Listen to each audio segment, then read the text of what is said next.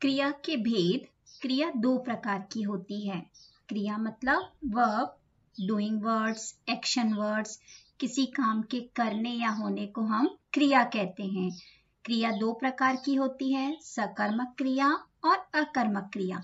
स मतलब कर्म के साथ, अकर्मक मतलब कर्म के रहित, कर्म के बिना। तो ये आपको कुछ उदाहरण के द्वारा अच्छे से समझ में आएगा।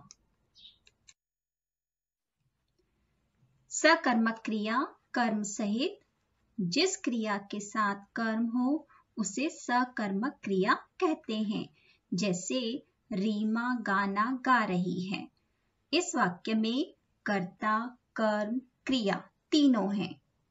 तो इस क्रिया को हम सकर्मक क्रिया कहते हैं क्योंकि क्रिया के साथ कर्म आया है।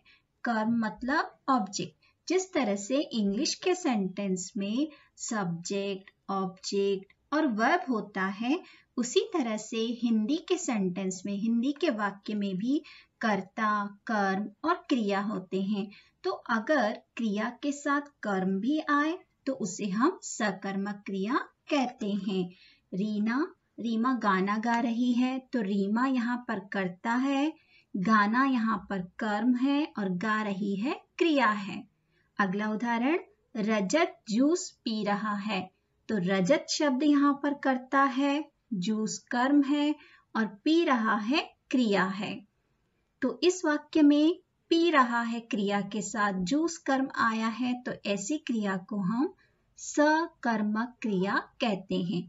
आप सकर्मक क्रिया को इस तरह से भी पहचान सकते हैं कि अगर हमने क्या लगाकर अपने आप से प्रश्न किया तो हमें अगर उत्तर मिलता है तो वह सकर्मक क्रिया होती है। जैसे अगर आपसे पूछा गया रीमा क्या कर रही है, तो रीमा गाना गा रही है।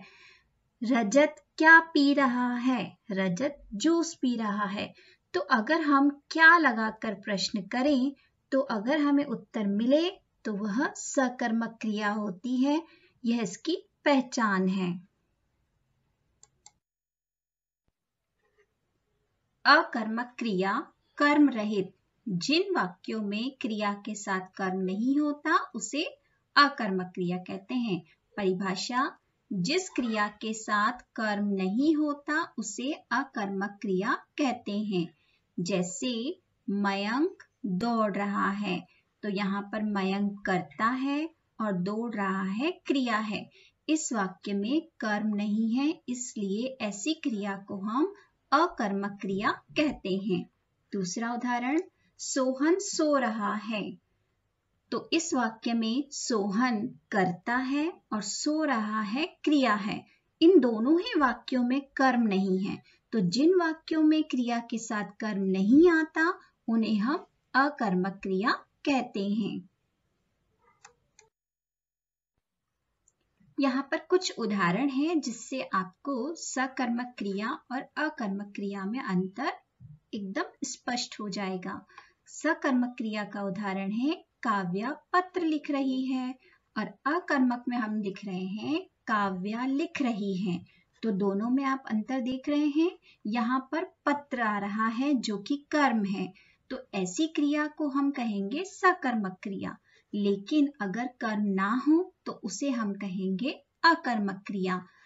काव्या क्या लिख रही है, तो काव्या पत्र लिख रही है। तो क्या लगाकर जब हमने प्रश्न किया तो हमें उत्तर मिला, इसका मतलब ये सकर्मक क्रिया है।